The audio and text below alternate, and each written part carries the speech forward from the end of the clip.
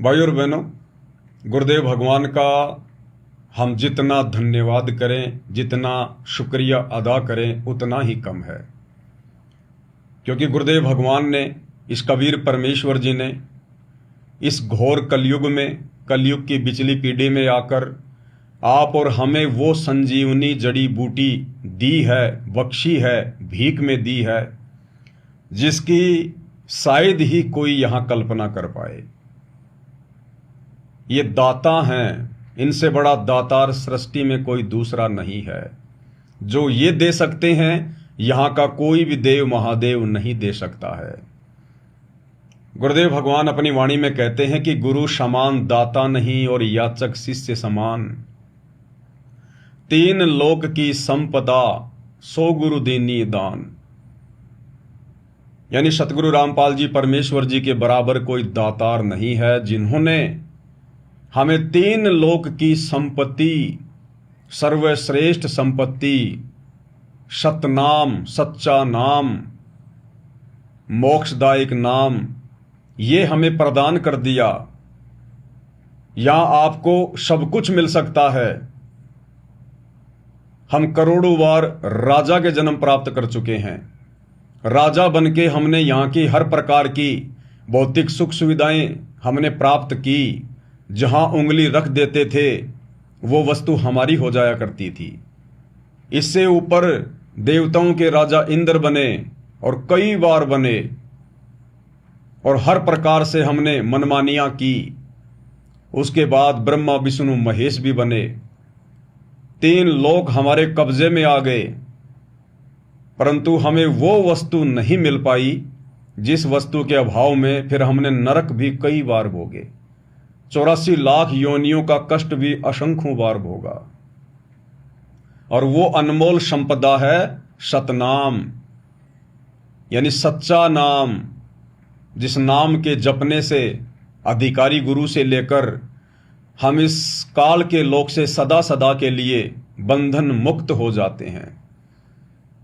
तो कहते हैं जो महापुरुष इतना बड़ा दान कर दे, दान में दे दे, भीख में दे दे, कहते हैं उससे बड़ा कोई दातार नहीं हो सकता। गुरु समान दाता नहीं। और शिष्य भी देखो, उसका भाग्य भी देखो, उससे बड़ा कोई भिखारी नहीं, उससे बड़ा कोई याचक नहीं, कोई मांगने वाला नहीं। दुनिया भीख में क्या मांगती है? कोई पैसा मांगता है, कोई रोटी मांगता है, कोई अनाज मांगता है, कोई कपड़ा मांगता है, कोई किसी से राज्य मांगता है। जब ध्रुव को परमात्मा मिले तो ध्रुव तो पहचान नहीं पाया। और जब परमेश्वर ने कहा कि बेटा मांग, मैं तेरी तपस्या से बहुत प्रसन्न हूं, तो ध्रुव ने कहा कि आप मुझे पाताल का राज्य दे दीजिए। शायद ऐसा कुछ कहा था, दास को कन्फर्म नहीं है, माफी चाहूंगा अगर शब्द कुछ अगर गलत हो जाए तो। ध्रुव ने राज मांगा था, राज, कि आप मुझे राज्य दे दीजिएगा। तो कबीर परमेश्वर सतगुरु रामपाल जी भगवान ने कहा कि बेटा ये तूने क्या मांगा? तुझे तो मांगना भी नहीं आता। अरे ये तो मैं तुझे वैसे ही देने वाला था, मैं तुझे फ्री में देने वाला था, ये तो कुछ है ही नहीं। अरे नादान, अगर मांगना ही था तो मोक्ष मांगता, मोक्ष। ये राज्य तो तू ना मांगता तो भी मैं तुझे देता। यानी इतने बड़े दातार हैं पूज्य गुरुदेव भगवान सतगुरु रामपाल जी।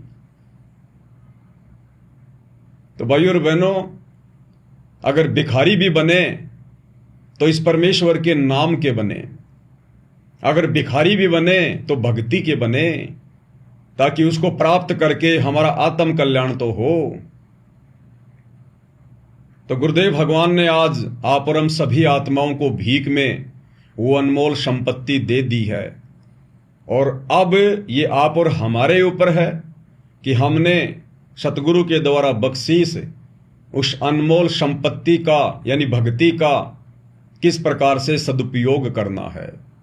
उनके द्वारा बताई गई विधि विधान में रहते हुए, हर प्रकार से मर्यादाओं में रहते हुए किस प्रकार से हमने अपनी भक्ति को सफल करना है, अब ये आप और हम आत्माओं के ऊपर निर्भर करेगा। बाकी गुरुदेव भगवान ने किसी प्रकार की कमी नहीं छोड़ी है। तो भाई और बहनों, पिछले एपिसोड में गुरुदेव ने द्रौपदी का जिक्र किया और किस प्रकार से परमेश्वर ने जो संदेशा दिलवाना था साध संगति के माध्यम से वो दिलवाया कि द्रौपदी ने नि इच्छा निष्काम भाव से वो साड़ी का टुकड़ा दान किया था। उसने प्रतिफल में कुछ मांगा नहीं था, उसने परमात्मा के विधान अनुसार दान किया। गुरुदेव भगवान कहते हैं अपनी वाणी में कि बिन इच्छा जो देत है सो दान कहावै, और फल बाचे नहीं तास का वो अमरापुर जावे। तो द्रौपदी ने बिना इच्छा के निष्काम भाव से वो दान किया और उसके प्रतिफल में परमेश्वर ने उसके चीर अनंत बढ़ा दिए। अनंत खैंचत खैंचत खैंच कसीसा, सिर पर बैठे है जगदीसा। दुशासन खींचता गया लेकिन चीर का अंत नहीं आया। आगे गुरुदेव भगवान उस कथा में हमें और क्या शिक्षा दे रहे हैं और इस विशेष संदेश के माध्यम से हम क्या विशेष शिक्षा ग्रहण कर सकते हैं, पहले गुरुदेव भगवान के मुख कमल से। अब द्रौपदी की आंखों पानी गिराया, हे भगवान, एक लीर के कारण, एक छोटे से टुकड़े के कारण मेरे बढ़ गए चीर अपार। जब मैं पहले जानती तो सर्वस देती वार। इसे द्रौपदी कह रही है, मुझे तो पता नहीं था।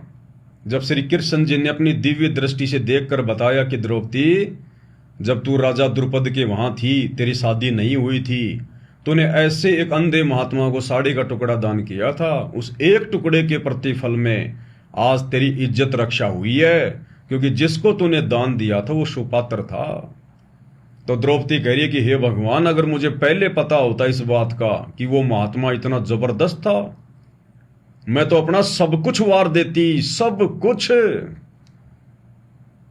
ऐसे महापुरुष कोई बार बार थोड़ी मिलते हैं। गुरुदेव भगवान ने फिर अपने अनेकों सत्संगों में बताया इस कथा को कहने के बाद कि बच्चों, द्रौपदी तो मौका चूक गई, लेकिन आज तुम्हें वो मौका फिर से मिला है अपने सतगुरु के ऊपर अपना तन मन धन सर्वस्व न्योछावर करने का।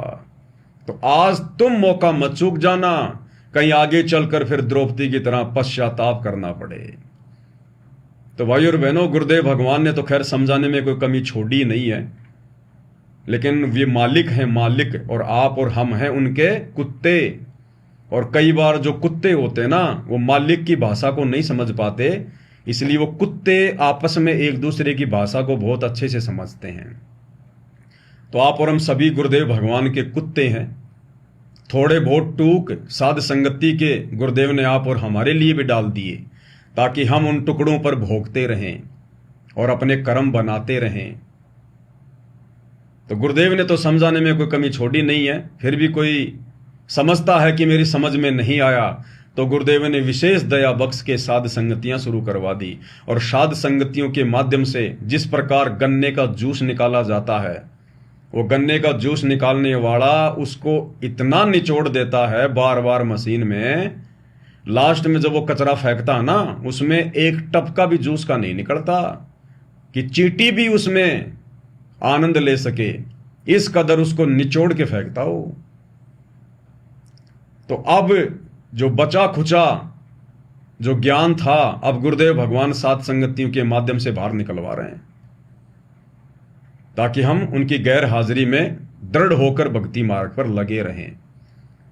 तो उस महापुरुष के विषय में और उसके सामर्थ्य के विषय में द्रौपदी को तो नहीं पता था, लेकिन आज गुरुदेव भगवान ने सत्संगों के माध्यम से समझाने में कोई कमी नहीं छोड़ी है कि वही कबीर परमात्मा, वही कबीर भगवान आज तुम्हारे गुरु के रूप में धरती पर साक्षात प्रकट है। साक्षात क्या कह रहे हैं गुरुदेव भगवान। एक लीर के कारण, एक छोटे से टुकड़े के कारण मेरे बढ़ गए चीर अपार। जब मैं पहले जानती तो सर्वस देती वार। इसे महापुरुष के लिए तो समर्पित हो जाती, शरण पकड़ लेती, अपना कल्याण भी करा लेती। तो बच्चों, इब चूको मत, बाद में तुमने भी ऐसे जीखना पड़ेगा। जब इब ध्यान ना दोगे तो इसको हल्के बना लो।